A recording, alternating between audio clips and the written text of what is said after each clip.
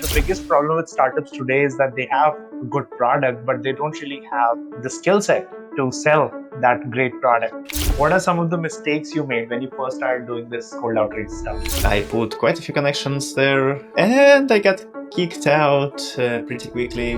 What are some of the things that you're excited about trying to improve your cold outreach process? One of the things that we want to become better at is AP.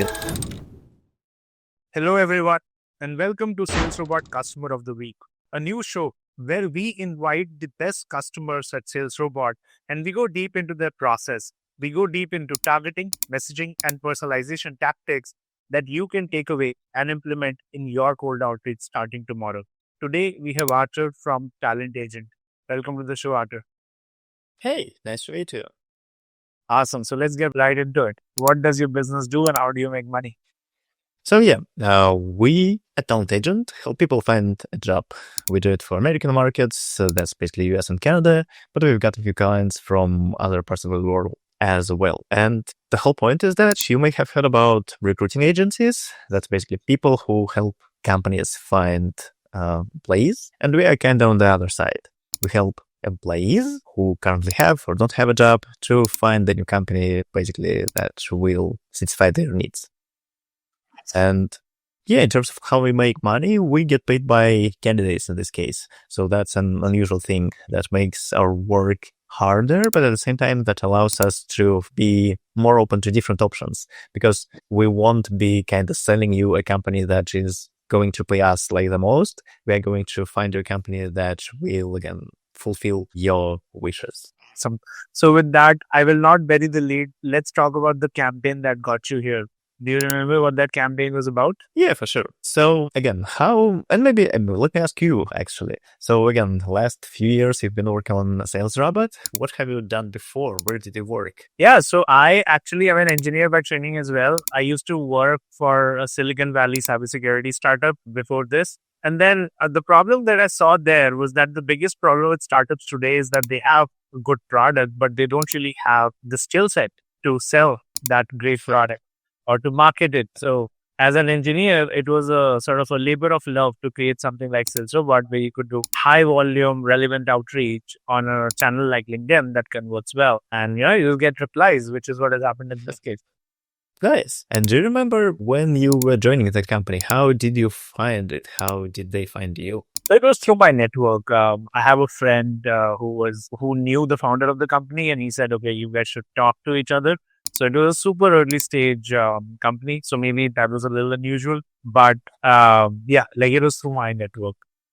Got it. Yeah. And that's what we saw working the best. I mean, if you have a friend who knows a friend who owns a company or is looking for a job, that's the best case scenario. The thing is that you don't always have close friends who are hiring or looking for someone. And B, even if you have a pretty many connections via LinkedIn or different networks, you oftentimes cannot find time or just don't want to just go and write everyone hey, I'm looking for something new. Do you have something for me? Blah, blah, blah, blah. And basically at Talent Agent, we help you to build this as a pipeline. And the point is that most likely you already have quite a few connections. And again, maybe some of them are already looking for a job or have some jobs open at their company and would be willing to recommend you. And that's how we basically get to SalesRobot. That's how we get to the point of automation, is that we want, again, to increase the chances to get a job. And this is one of the most working channels, basically, just to go out and ask people okay, do you have something for me? That's one direction. Another direction, that's we also work on in parallel. Another, again, data shows that when you are looking for a job, cold applications don't really work nowadays. And sometimes making them at least a little bit warmer already helps. So instead of just applying for a job, if you are finding a person who works there and then basically try to connect to them and chat with them at least a little bit, and only then you apply to a job, you increase the chances that your resume will be viewed at. Because we see that nowadays a single job listing gets 1,000, 2,000, even up to 5,000 applications easily, especially for a remote job. And that's just a hard market. And again, automation is one of the ways to just build the funnel. And of course, you should have different funnels. And again, close friends, not so close friends, just people working on companies that you're applying to, and so on. And that's again part of what we do at Talent Agent. And that's again what brought me to SalesRobot. Awesome. So I'll share my screen now and show everybody the stats, because the stats are something definitely worth looking at.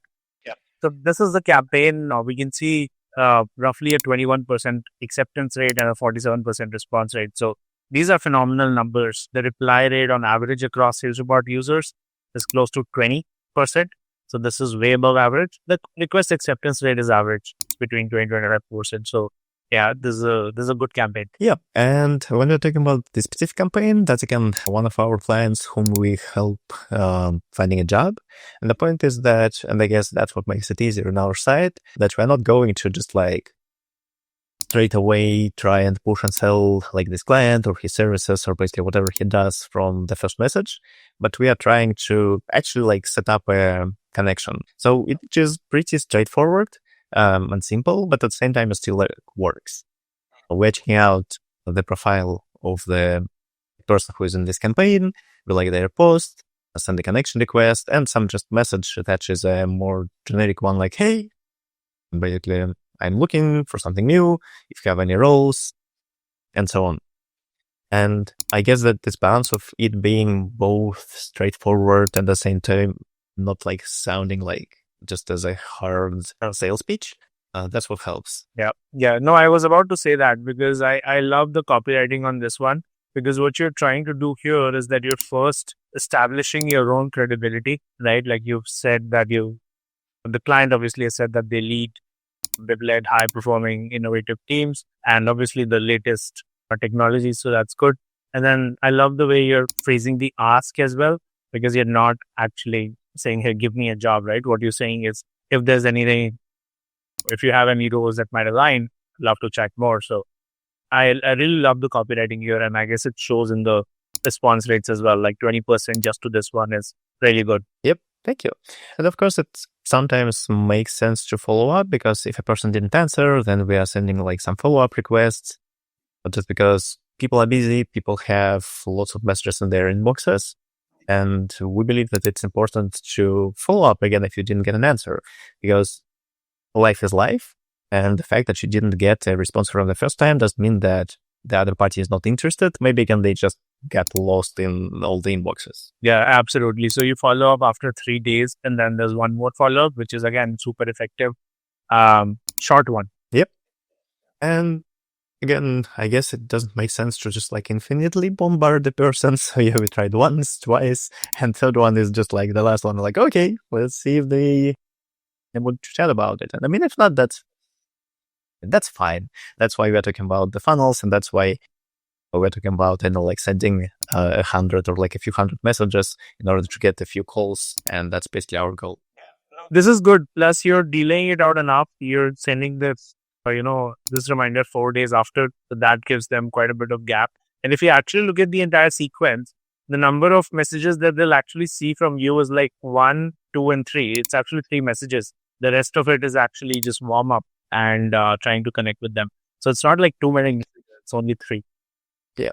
And we used to create some, at least like somewhat personalized connection requests. But now with LinkedIn basically closing it for the free accounts, it's not that much of an option overall. And I guess, at the beginning you mentioned that 20% acceptance rate is like about average. And I guess now again, if you don't have a premium account and if you don't want to build the connection request messages, I would expect most of the connection requests being that like, 20 to 30% acceptance rate, just because best case scenario, they're going to check out your title and maybe like go into your profile. But I have a feeling that most of the people don't do it anyway. It's just either accept, either don't accept, depending on their mood and preferences. Yeah, I think it also depends on like common connections or headline, because that is another tactic. So I wanted to ask, do you remember how you did the list in this one? Do you remember the actual search? Yeah, that's basically the LinkedIn search. And again, we just opened the link to people we're interested at. Give me a second. Yeah. And because in this case, our client basically was in Minneapolis, and we wanted to find people who are related to, again, like HR or recruitment. And so, that was our request. Pretty straightforward. Yeah, industries are these 5. Profile language should be English. And I think this is the key thing, right? Like if you just take the second one, your acceptance rates would be even higher, right? Because what happens is, right, like if somebody sends you a connection request, they'll show up like this, like let me show you. Yeah, you go to my network, and if somebody is sending you a connection request, you can see the headline, the type, and the like how many mutual connections, like this person, right? They've not sent me any, but I can see that there are mutual connections, and I can see the headline, so I can make a decision. Yep. Pretty good. Let's hear to your journey now. What are some of the mistakes you made when you first started doing this cold outreach stuff? I started it at the moment when LinkedIn, from one point of view, hasn't been that strict with its rules. At the same time, these rules were not written out everywhere and stuff like that. And as a result, the first tool I used, I put quite a few connections there, or connection request limits, I believe something like 800 a week or something like that. And I got kicked out pretty quickly with requests to verify my identity and stuff like that. And I remember that I was pretty much worried about it, because that was already like an account with some history and all of this stuff. Yeah, nowadays it feels like most of the people already aware of it, and most of the tools created for this reason set up these limits, and they talk about these limits quite a lot. Definitely you shouldn't try to get out like the most of this limit if your account is not warmed up yet, let's put it this way, just play it safe. Yeah, no, absolutely. This is, I think what you're talking about is the wild west of LinkedIn before 2021, when they actually putting these strict limits, because they saw that people were just sending like 100 connection requests a day. And it's obviously not a great experience to the end user if, they're getting bombarded with people trying to sell them anything. So yeah, it's important to put it limits. And that's actually an interesting question, because right now emails have spam filters. LinkedIn doesn't really have one. And even as someone who is on the platform, of course, I get up these messages all the time. And I don't know, 90% of time, they're not very relevant. And that's what kind of makes me sad about it. And I guess that something that makes me feel better about what we do is that, again, when our clients look for a job, we do this filtering in terms of okay, what's the city? And again, that this person is already handling their recruitment or something like that. So we try to be relevant and not to just I don't know, mass connect and mass message, just thousands of people out of nowhere. That makes sense. That brings me to my final question. What are some of the things that you're excited about trying to improve your cold outreach process? I mean, in an ideal world, I would like to have a button that I just click and it works, and it finds the ICP, doesn't send the messages again to relevant people and stuff like that. But we're not there yet. So for now, yeah, one of the things that we want to become better at is A/B testing the different messages and just understanding again what works better. That's a very important part. Another one, I don't think, by the way, that it still exists in SalesRobot, and we can chat about it. But one of the reasons why both the connection and response rate may be lower than again in theory it could have been, because oftentimes the search, it just shows you some random people, and these people may not be active on LinkedIn at all. They may have not logged into it for a while. They may not have written any comments or posts on it and stuff like that. And ideally, I believe that if we were able to write only to people again who are active on LinkedIn, that would bring us better rates basically for everything, conversion rates. And that's, I guess, something that I'm interested in. Okay. But overall, where is this? And again, for me, that's a big challenge and an interesting, I don't know, domain to think about. Where is the difference and where is the line between just again, cold outreach that again may be irrelevant, somewhat relevant, or even relevant a lot, and building the connections, real connections? Because at some point, and from one point of view, you definitely want to build the real connections, but it takes time, and you may not have that much time to actually build the connections and work with these connections and so on. This balance between trying to make them too shallow versus too deep is an interesting one. And sometimes I get these LinkedIn messages hey, we're building a sales thing for, let's say, even LinkedIn automation. I would be happy to go chat with you about it. And I'm okay, you will, but I mean, why?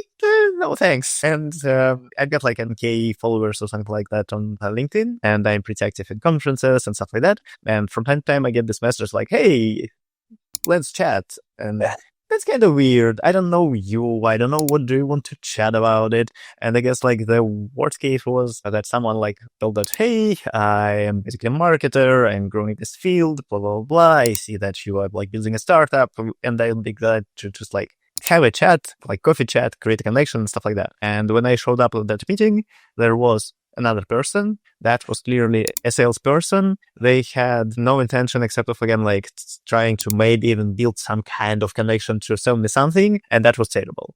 But at the same time, I had quite a few chats, again, after like my LinkedIn automations that were like real human chats. There was a person, they were just like curious to chat with me and stuff like that without trying to sell me, at least like on the first call or even on the second call. It was like more generic connection. But at the same time, again, I understand that there are only so many people that I can have these meaningful connections with, just because, again, of the amount of time I've got in a day and stuff like that. So yeah. That's an interesting thing. Yeah, no, that's definitely a very interesting thing to think about, especially in the context of AI, right? Like AI will enable a lot of these things to be right? It will help you filter out the irrelevant leads, inactive leads on LinkedIn, right? You can just remove those with a single prompt. It's that easy. And the other thing, obviously, is maybe having like almost a relationship building bot, right? Where the messages that it is sending, right, they're all geared towards, just chatting back and forth. Because believe it or not, we've actually just passed the Turing test now, right? So it can basically, act like you on LinkedIn and build the relationship. And then when the time is right, it introduces what it was asking for, right, in terms of the sale. So it's an interesting time. Yeah. But at the same time, I believe at some moment, again, your AI relationship building bot will be chatting with my AI relationship building bot. Right. And unless I saw you physically at a conference, I wouldn't be really willing to invest my time in this conversation. That's the problem. That's the problem, because whenever you have offense on the marketing side, there's defense on the, like human side as well. So is that saying, right? It does ruin everything. And I 100% believe that they'll ruin everything. So yeah. Yeah.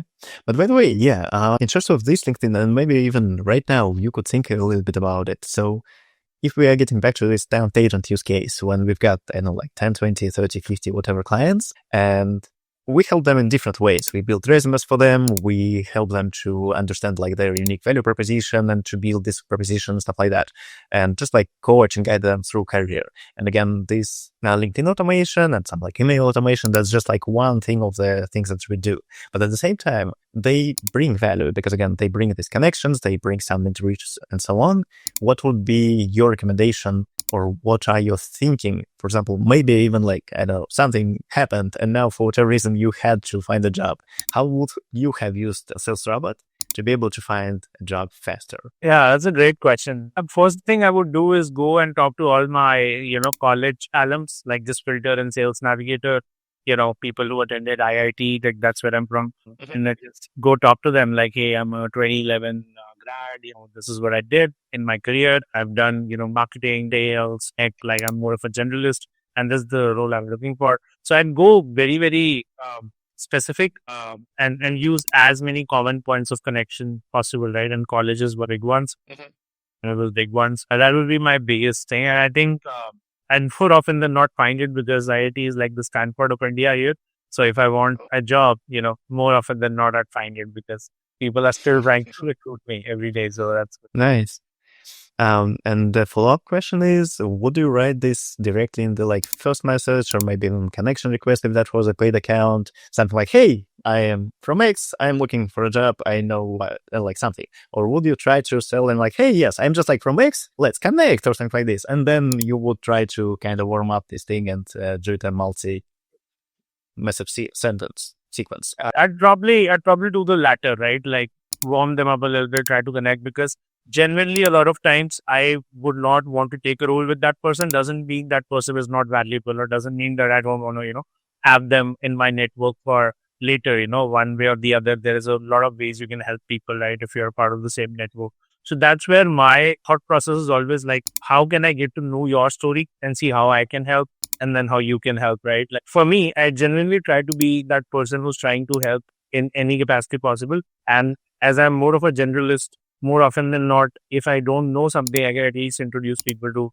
people who do, right? Because that's the, like, obviously there's downsides to being a generalist, but there's upsides as well, like that. At least you get a broader view of how things are going. Yeah, sounds good. Thank you. That's it from my side. Sure, Artur. Thank you again so much for making the time. If people want to find you, connect with you, where can they find you online? .com/in/Artur Kuzmin. So yeah, that will be pretty easy to find me, I guess. Awesome. Take care now. Goodbye. Yeah.